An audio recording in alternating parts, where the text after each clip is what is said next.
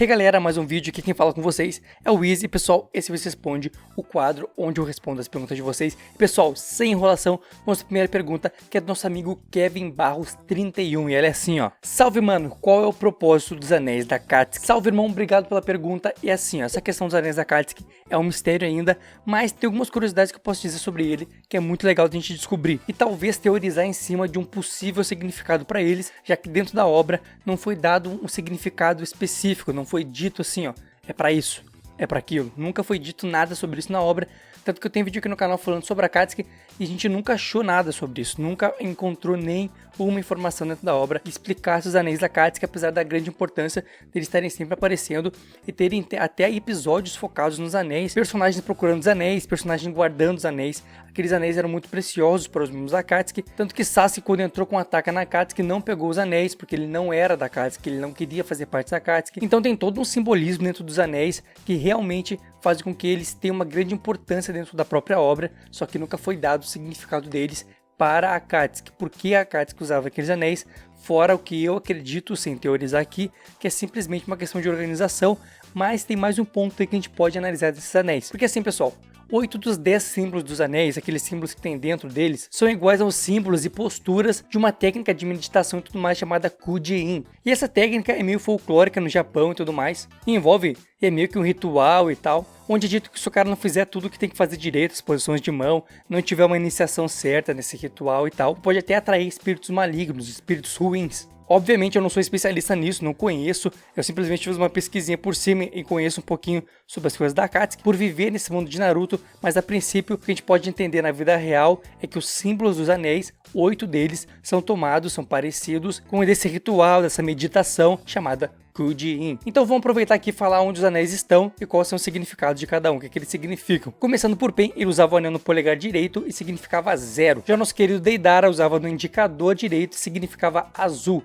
Já nossa linda Konan usava no dedo médio direito e significava branco. Já o Itachi ele usava no anelar direito e significava vermelhidão ou escarlate, vencer vermelho e tudo mais. No caso de Zetsu, ele usava no mindinho direito e significava javali. Já o Choorochi usava no mindinho esquerdo e significava céu ou vazio. Já Kisame usava no anelar esquerdo e significava sul. Já o Kakuzu usava o anel no dedo médio esquerdo e significava norte. Já o maluco do Hidan usava no dedo indicador esquerdo e significava 3. Já no caso de Sasori e Tobi, eles usavam no polegar esquerdo e no caso deles o símbolo lá podia significar 3 coisas mais ou menos, é meio perdido isso, não sou especialista em japonês, mas os significados mais ou menos que a gente pode tirar do símbolo que tem dentro do anel deles é joia, bola ou rei negro, que é do Chogi, um jogo de tabuleiro japonês, beleza? E manos, como eu falei, nunca foi dito se esses anéis têm um propósito, mas se a gente vê algumas vezes em que a Akatsuki estava reunida, todos os membros da Akatsuki ficavam na mão daquela estátua e eles ficavam nas mãos respectivas onde ficavam os anéis na mão deles. Ou seja, se o cara usava o anel no dedo indicador, na estátua Gedo, ele ficava no dedo indicador da estátua quando eles iam selar as biju,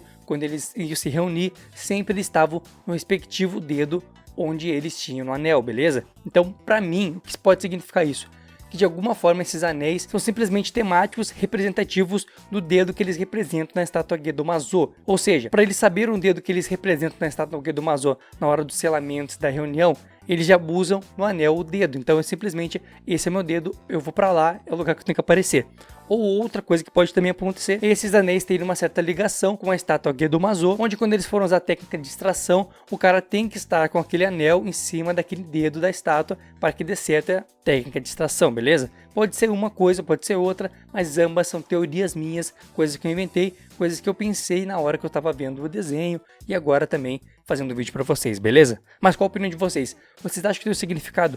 Qual é o significado? Escreve nos comentários para mim. Então já vamos à próxima pergunta, que é do membro aqui do canal, o Pegas. O cara fez a pergunta ontem e eu tô respondendo ele hoje. Ei monstro, manda salve pro meu primo Arthur. Um salve, Arthur, muito obrigado pelo apoio, muito obrigado pelo carinho. Espero que tu continue comigo nesse ano aí bolado, pra gente dominar esse YouTube juntos, beleza? Então muito obrigado de coração por esse apoio. E vamos pra pergunta aí, ó. Teorizando um pouco, caso o oitavo portão de Gai não matasse ele e ele não tivesse nenhum efeito colateral, onde essa técnica fosse apenas um boost às suas habilidades de Taijutsu, você acredita que ele seria capaz de passar o vácuo em tudo e todos? Mano, obviamente se Gai não sofresse nenhum efeito colateral, nenhum dano por usar os 8 portões, ele seria um dos personagens mais fortes da obra, mas obviamente que a obra criaria personagens mais fortes, ou formas de parar ele. A gente sempre tem que pensar isso, o roteiro sempre vence. Mas assim, ó, sem frescura de roteiro, sem frescura de protagonismo, Não só isso. eu digo pra vocês, Guy venceria a maioria das pessoas da obra. Ele passaria o Vapo em Minato, passaria o Vapo em Kakashi, passaria o Vapo em Naruto, passaria o Vapo em Sasuke.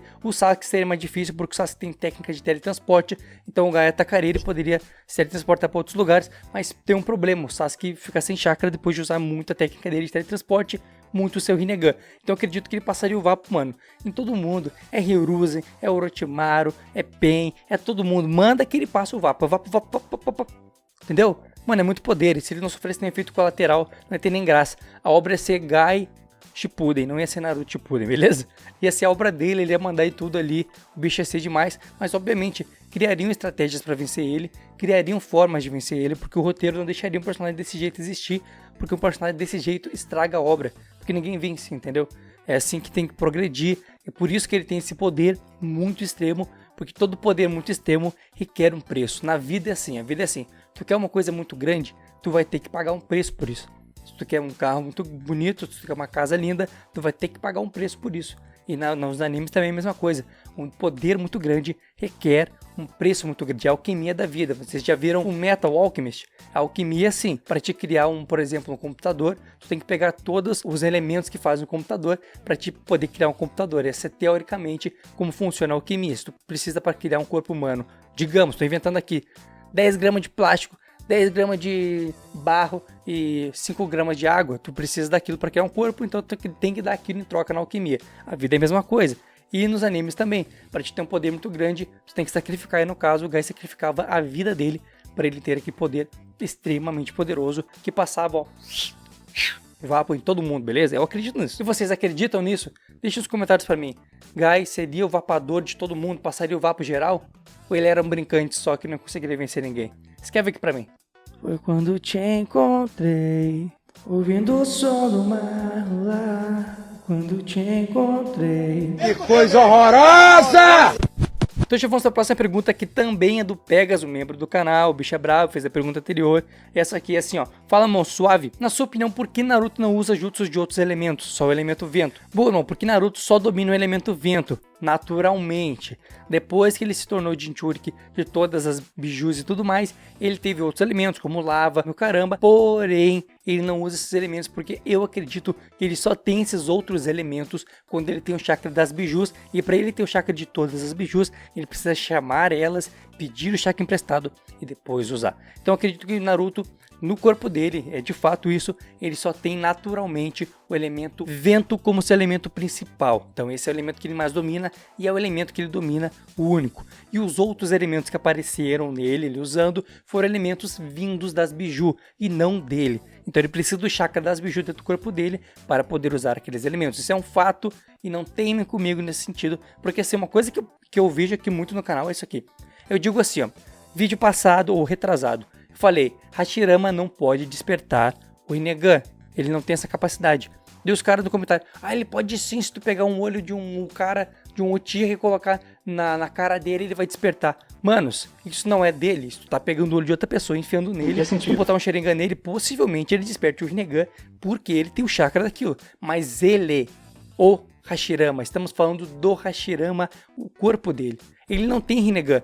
Então as pessoas inventam as coisas e te xingam, te falam um monte de coisa nos comentários, achando que elas estão certas.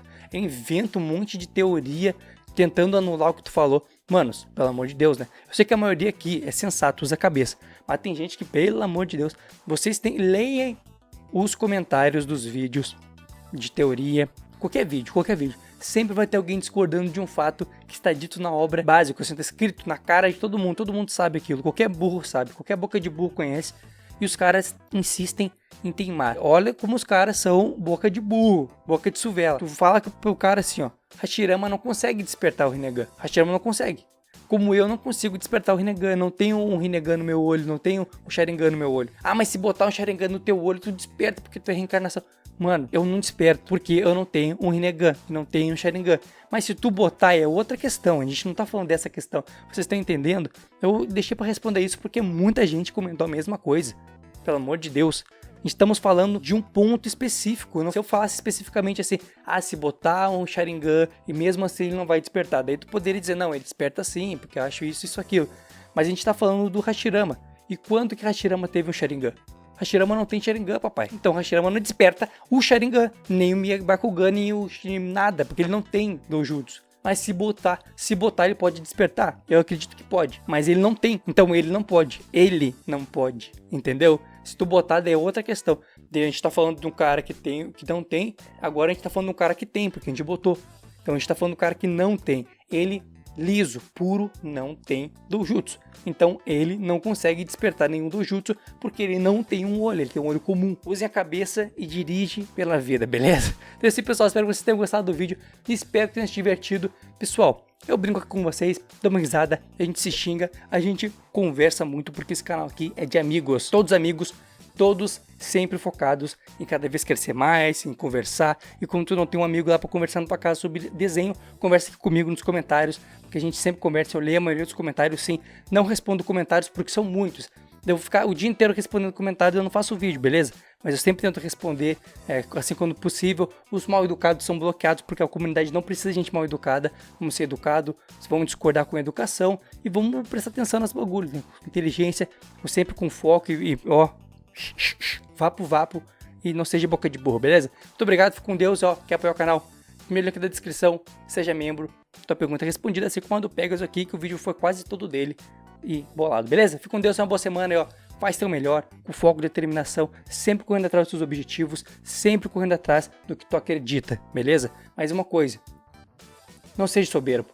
Quando alguém te falar uma coisa, pensa e tenta analisar se é verdade. Nunca diz não antes de saber se aquilo é verdade, beleza? Fico com Deus, uma boa semana e fui!